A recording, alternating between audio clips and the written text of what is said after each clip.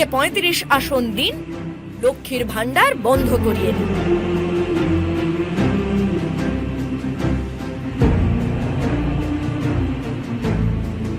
কি মা বোনেরা, আপনাদের কি মতামত? আরে এ কি হলো? এ কি বললো বিজেপির নেত্রী? গোটা পশ্চিমবঙ্গ অবাক হয়ে গেল। এও কি হতে পারে? উনি কি বললেন ভিডিওটা ভালো করে দেখুন। এটা জেলা বার্তার কথা নয়, এক বিজেপির সর্বভারতীয় নেত্রী বলছে প্রকাশ্য জনসভায়।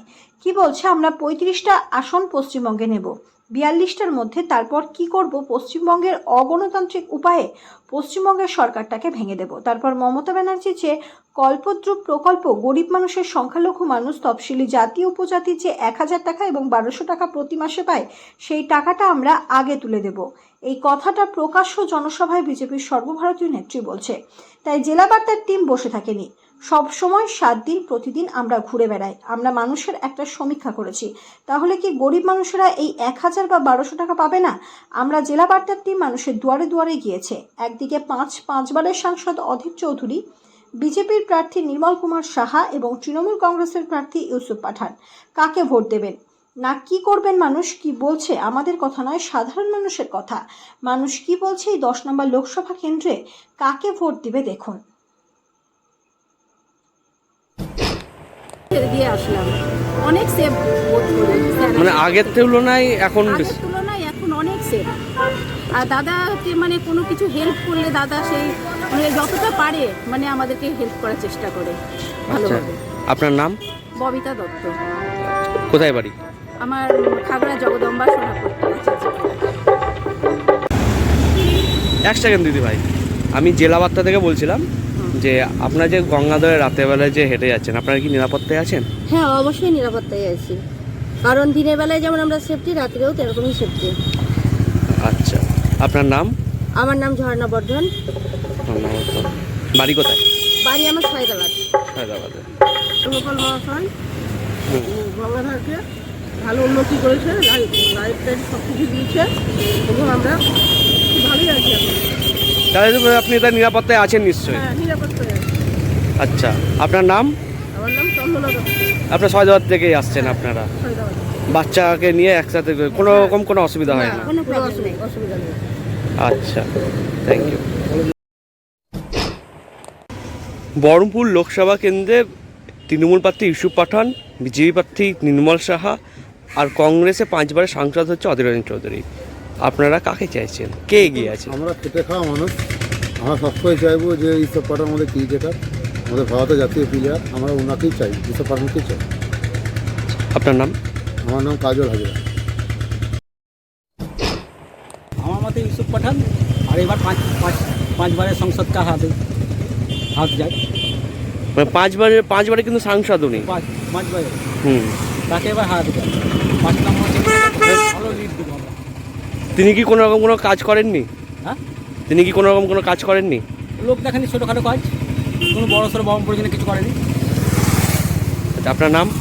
আমার নাম উত্তম দাস। 5 নম্বর ওয়ার্ড, 5 নম্বর জন থেকে আমরা ভালো লিড দিব। বহরমপুর লোকসভা কেন্দ্রে তৃণমূল প্রার্থী ইউসুফ পাঠান, বিজেপি প্রার্থী নির্মল সাহা আর 5 বারের সাংসদ তিনি অধীর রঞ্জন চৌধুরী। আপনারা কাকে চাইছেন? প্রথমত হচ্ছে আমাদের এখানকার পৌরপিতা যিনি আছেন, মাননীয় শ্রী নারগোপাল মুখার্জি মহাশয়, আমাদের করোনার সময় থেকে আমাদের পাশে যেভাবে থেকেছে এবং এখনও আছে এবং খুব ভালো মানুষ, সেই হিসাবে বহরমপুরে অনেক কাজ করছে। আমরা এখানকার আমার মা লক্ষ্মীর ভাণ্ডার পাচ্ছে, বোন কন্যাশ্রী পেয়েছে, এই সব দিকে বাড়িতে কদিন আগে জলের লাইন পেয়েছি, আমাদের পৌরসভা থেকে দেওয়া হয়েছে। সাধারণ মানুষ হিসাবে আমি যার কাছে পেয়েছি বর্তমানে বা পাচ্ছি তাকেই চাইছি, তাই আমি চাইছি ইউসুফ পাঠান জিতে। আপনার নাম? আমার নাম সঞ্জয় সাহা। বহরমপুর লোকসভা কেন্দ্রে তৃণমূল প্রার্থী ইউসুফ পাঠান, বিজেপি প্রার্থী নির্মল সাহা আর 5 বারের সাংসদ কংগ্রেস প্রার্থী হচ্ছে অধীর রঞ্জন চৌধুরী। আপনারা কাকে চাইছেন? দেখুন, আমাদের প্রথমত আমাদের বহরমপুর পৌরসভার যে চেয়ারম্যান মহাশয় নারগোপাল মুখার্জি, আমরা প্রথমত ওকেই আমরা বেশি প্রেফার করি, কারণ ওনার হাত দিয়ে আমাদের সমস্ত এলাকার মানুষদের তৃণমূলের উপকৃত হচ্ছে।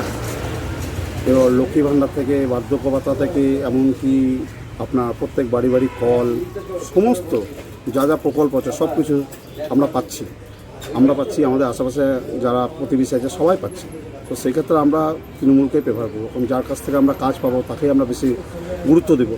আর সেই হিসাবে আমরা নারগোপাল মুখার্জিকে তো অবশ্যই আমাদের মানে গোটা বহরমপুরের চেয়ারম্যান হিসাবে আমরা খুব ভালোবাসি, আমরা শ্রদ্ধাও করি। সেই ক্ষেত্রে ওনার যেহেতু আছেন নারগোপাল মুখার্জি, সেই ক্ষেত্রে আমরা ইউসুফ পাঠান যেহেতু ক্যান্ডিডেট, আমরা তৃণমূলকে আমরা সাপোর্ট করবো। আপনার নাম? আমার নাম অমিত দত্ত। 10 নম্বর লোকসভা কেন্দ্রে তৃণমূল প্রার্থী ইউসুফ পাঠান, বিজেপি প্রার্থী নির্মল সাহা, আর 5 বারের সাংসদ হচ্ছে অধীর রঞ্জন চৌধুরী। আপনারা কাকে বেছে নেবেন ভাবছেন? কে এগিয়ে আছে?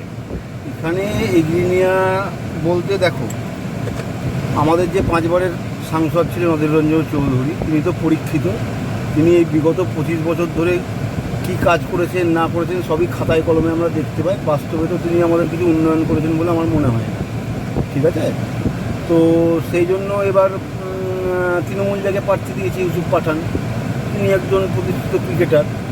আমার অন্তত একটু বিশ্বাস যে তিনি মানে তার সাংসদ যদি করে তাকে আমরা পাঠাতে পারি, তার কোটার যে সাংসদের যে অর্থটা বরাদ্দ করে কেন্দ্রীয় সরকার, সেই টাকাটা ভালোভাবে আমাদের এই বহরমপুর লোকসভার জন্য ইউটিলাইজ হয়। সেই জন্য আমরা চাই যে ইউসুফ পাঠানকে এবার আমরা এবার জয়ী করে যাতে লোকসভায় পাঠাতে পারি, সেটাই আমাদের ইচ্ছা। আপনার নাম? আমার নাম সপ্তশ্রী। নমস্কার।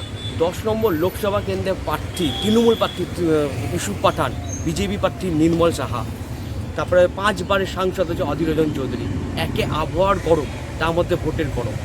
কারা এগিয়ে আছে, কোন প্রার্থী এগিয়ে আছে? আমরা অলি গলিতে চলে গেছিলাম তাদের সাধারণ মানুষদের তোমার মতামত নিতে। সব জানতে থাকুন, দেখতে থাকুন। জেলা বার্তা, সৌরভ প্রামাণিক, মুর্শিদাবাদ।